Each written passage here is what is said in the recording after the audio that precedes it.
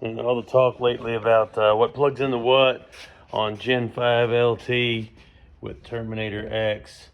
There's a lot of confusion apparently. We'll forego all the simple stuff like throttle body. Let's go to the meat and potatoes. In here you will see right here is oil pressure. This is a delete plate here, so on a normal engine you'll see a plug which won't be used for the displacement on demand. And we get down into here and it says Loma.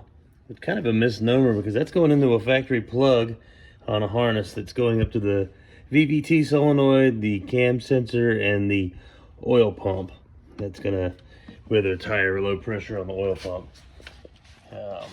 Optional fuel pressure for low pressure. You don't need that unless you want to data log it.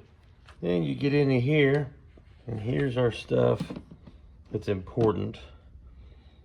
This is from the factory plug on the harness. That's just going to float there. This is the harness is staying. It was for the fuel rail pressure. You'll see here. High pressure fuel pump sensor. That's going to be from Terminator X. This side is injector odd, this side injector even, and there is your high pressure fuel pump. That's all coming off the factory harness. It's staying. Other things in here are normal. Your coils, which I've got back here on the engine run stand, and everything else is just normal. It's just those few things have been the confusion from what everybody's asking. What goes where, what plugs where.